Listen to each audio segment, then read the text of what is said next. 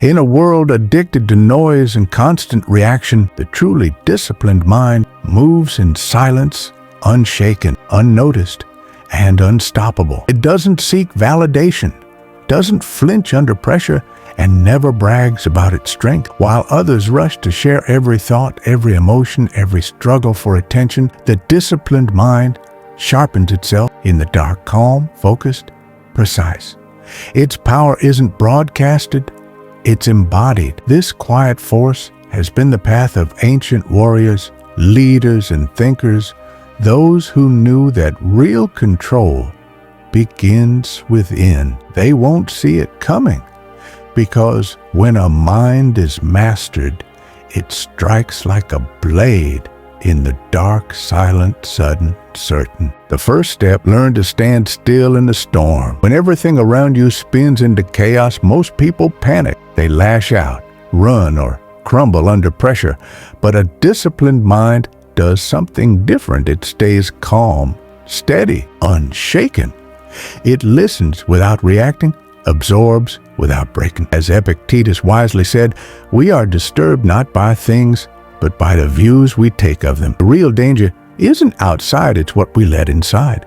Storms lose their power when they can't enter. Discipline is the gatekeeper of the mind.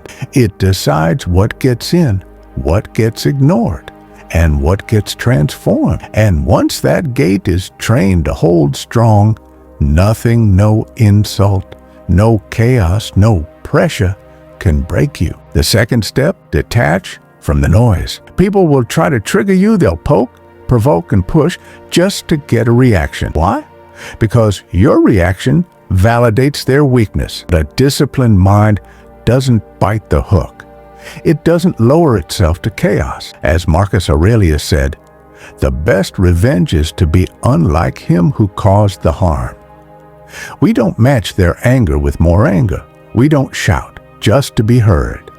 Instead, we hold our ground, let silence do the speaking, and rise above. In a world drowning in noise and ego, we become what the Stoics called a fortress, calm, clear, and untouchable. Let them scream. Let them spiral. You stay still. You stay focused. You stay free. The third step, convert pain into power. A disciplined mind doesn't run from pain. It reshapes it. It takes hardship and heat and turns it into fuel, forging strength where others fall. As Seneca said, difficulties strengthen the mind as labor strengthens the body. The world may hand us suffering, but we decide what it becomes. Let it become our fire. Let it sharpen us while it breaks the rest. Where others stall, we move forward, quiet, steady, relentless. We're not chasing medals.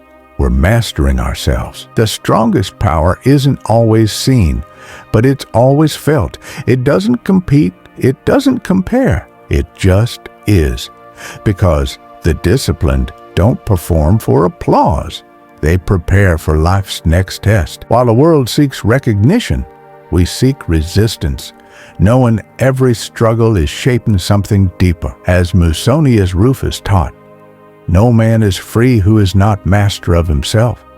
So we stop craving outcomes and start honoring the process, the early mornings, the repeated effort, the quiet refusal to quit when no one's watching. When you no longer need to win, you become impossible to defeat.